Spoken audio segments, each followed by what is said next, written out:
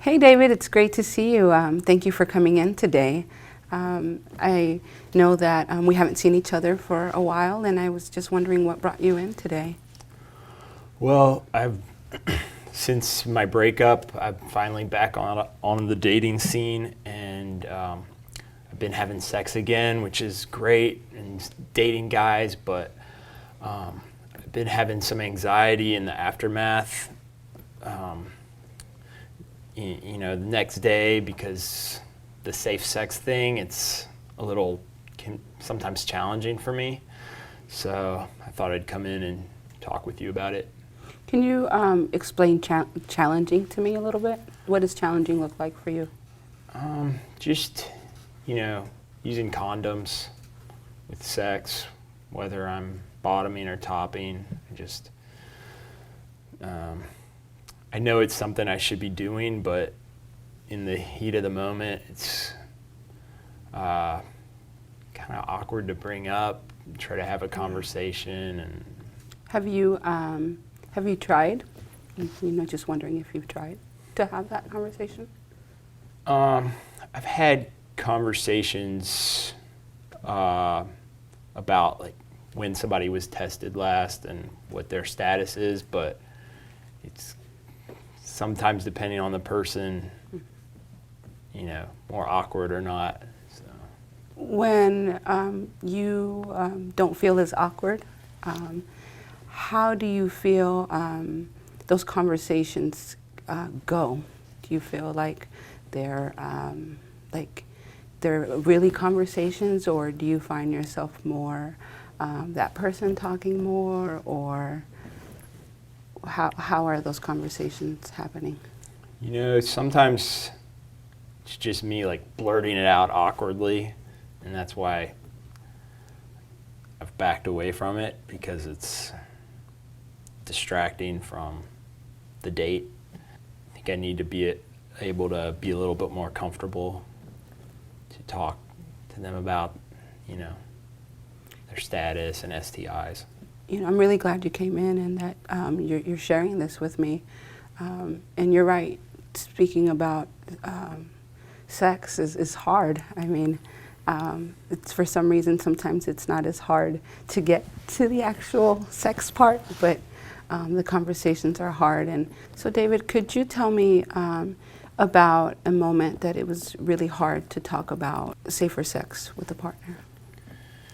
Yeah, really, it's when it's already at that sexual experience or in the moment of hooking up, it's like to break from that physical encounter and try to ask a question about something that was related to an infection. That just kills the whole thing for me. So. Could you tell me now a little bit about a time that the conversation went really well?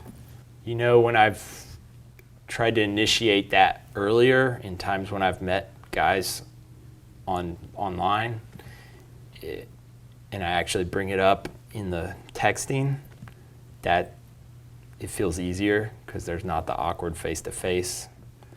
So it sounds like it's a great tool for you to use when you're initially meeting someone not face-to-face. Right. On a scale from 1 to 10, how confident are you that with the next partner that you choose to be with, that you will have this conversation with them? Well, if it's in person, probably pretty low, like a 3. It's just too awkward. So if I meet somebody out at a bar, I'm just not likely to be able to do that. It's not realistic for me.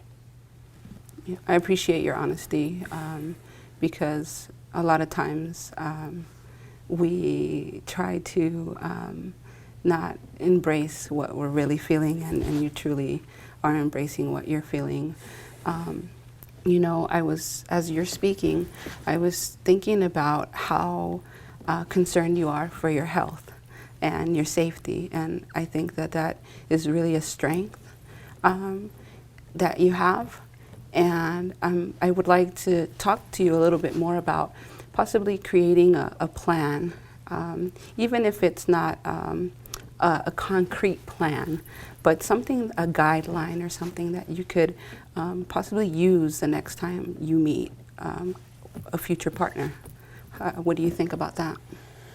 I think that would be good. I mean, I need something because I'm having such anxiety after this sex that hasn't been safe that I need a plan. So David, you've said that the conversation is not that easy to have. Are there some things that you feel you could do to have a more safer, pleasurable experience when you're with a new partner? Yeah, I think I just need to have the plan to have condoms, and whether it's me or the guy that I'm seeing, just put the condom on them, or myself, for my own peace of mind in the aftermath. Just be determined to do that and use condoms from here on out. Because the conversation thing, it's not as safe or trustworthy, and it's not realistic for me.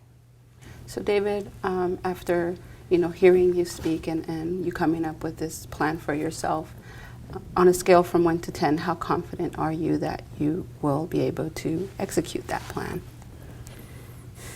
I feel pretty good about it, probably an 8. That's really a big jump from when we spoke earlier. It definitely sounds like this is something more comfortable for you, and I really like to hear that you really want to protect yourself and you want to protect your partner.